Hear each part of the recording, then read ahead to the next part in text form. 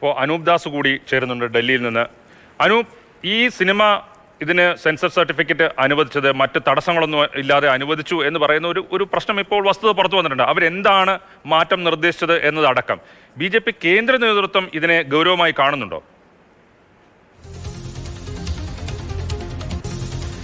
BJP കേന്ദ്ര നേതൃത്വത്തിൽ നിന്ന് ആരും BJP ആയിട്ടുള്ള ആരും ഈ വിഷയത്തിൽ ഇതുവരെ ഒരു പ്രതികരണവുമായി രംഗത്ത് വന്നിട്ടില്ല. പക്ഷേ അതിനുമപ്പുറത്തേക്ക് RSSന്റെ ഒരു സംഘടന, RSS നേതൃത്വം നൽകുന്ന വലിയ ഒരു കൂട്ടായ്മയുടെ സംഘടനയാണ് BJP എന്ന് നമുക്കറിയാമല്ലോ.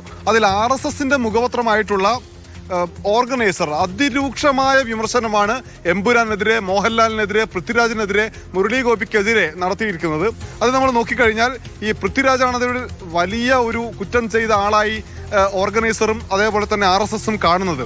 പൃഥ്വിരാജ് നേരത്തെ നടത്തിയ പ്രസ്താവനകളൊക്കെ തന്നെ ആന്റി ഹിന്ദു ആണ്, അത് ആന്റി സർക്കാരാണ്. ഇപ്പോൾ എമ്പുരാൻ എന്ന് പറയുന്നത് ആന്റി ഹിന്ദു, ആന്റി BJP, ഒപ്പം തന്നെ ആന്റി സർക്കാർ എന്ന് പറയുന്നുണ്ട്. അതിൽ വളരെ പ്രധാനപ്പെട്ട കാര്യം, മാനുഷിക ചിന്തയുടെ അടിസ്ഥാനത്തിലാണോ, രാഷ്ട്രീയ പ്രൊപ്പഗണ്ടയുടെ ഭാഗമായിട്ടാണോ പൃഥ്വിരാജിന്റെ ആക്ടിവിസം എന്ന് സംശയിക്കുന്നു എന്ന് പറയുന്നു. മോഹൻലാലിനെ പോലുള്ള പ്രധാനപ്പെട്ട സെലിബ്രിറ്റികൾ ഇത്തരം സിനിമയുടെ ഭാഗമാകുമ്പോൾ അത് പൊതുസമൂഹത്തിൽ എന്ത് ചിന്തയാണ് വരുത്തുക എന്ന് അവർ ചിന്തിക്കുന്നുണ്ടോ എന്നൊക്കെ ഈ ലേഖനത്തിൽ ചോദിക്കുന്നുണ്ട്. വ്യക്തമായ രാഷ്ട്രീയ ഉത്തരവാദിത്വം ഈ സെലിബ്രിറ്റികൾക്കുണ്ട് എന്ന് പറയുന്നു. തൻ്റെ അത്ഭുത ലോകത്തിരുന്ന് അസത്യങ്ങൾ എഴുതി രാജ്യത്തിന്റെ സാമൂഹ്യ ഐക്യത്തിനെതിരെ മുരളി ഗോപി കുറ്റകൃത്യം ചെയ്തിരിക്കുന്നു എന്ന് പറയുന്നു. സ്വന്തം രാഷ്ട്രീയ താല്പര്യങ്ങൾക്കായി പൃഥ്വിരാജ് സിനിമയെ ഉപയോഗിച്ചു എന്ന് പറയുന്നു. ഒപ്പം തന്നെ ഞാൻ ആദ്യം സൂചിപ്പിച്ച പോലെ ആന്റി ഹിന്ദു, ആന്റി BJP ചിന്ത പരത്താനുള്ള ഉപാധിയാണ് എമ്പുരാൻ എന്ന് പറയുന്നുണ്ട്. ഒപ്പം തന്നെ ഇത് നിരോധിക്കാൻ പല ഹിന്ദു സംഘടനകളും ആവശ്യമുന്നയിക്കുന്നു എന്നുകൂടി ചൂണ്ടിക്കാണിക്കുന്നുണ്ട് രാജൻ എന്നയാൾ, VA രാജൻ എന്ന ആൾ എഴുതിയ ഈ ലേഖനം. പൊകാമനൂപി, ഓർഗനൈസറിലുള്ള വിമർശനം എന്താണ്?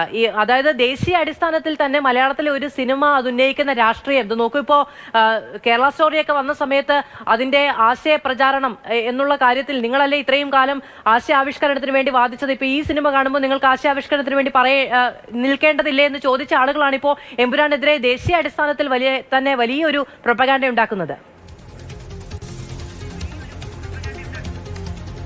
അതെ, എമ്പുരാനെതിരെ ദേശീയ അടിസ്ഥാനത്തിൽ ഞങ്ങളത് ചോദ്യം ചെയ്യുമെന്ന് വളരെ കൃത്യമായി ഈ ലേഖനത്തിൽ ഓർഗനൈസറിൽ പറയുന്നുണ്ട്. ഇതിൽ നമ്മൾ ശ്രദ്ധിക്കേണ്ട ഒരു കാര്യം, കേരളത്തിൽ BJP ഈ സിനിമ കണ്ടോളൂ, കുഴപ്പമൊന്നുമില്ല എന്നൊക്കെ BJP നേതാക്കൾ പറയുമ്പോൾ സംഘപരിവാറിന്റെ BJP പോലത്തുള്ള മറ്റു പല സംഘടനകളും ഈ സിനിമയ്ക്കെതിരെ അതിരൂക്ഷമായ പരാമർശങ്ങളുമായി രംഗത്ത് വരുന്നുണ്ട്. അതായത് സംഘപരിവാർ ഉദ്ദേശിക്കുന്ന കാര്യം നടപ്പിലാവുകയും എന്നാൽ അത് BJPയുടെ തലയിലാവാതെ നോക്കുകയും ചെയ്യുക എന്ന തന്ത്രം ഇക്കാര്യത്തിൽ ശക്തമായി പയറ്റുന്നുണ്ട്.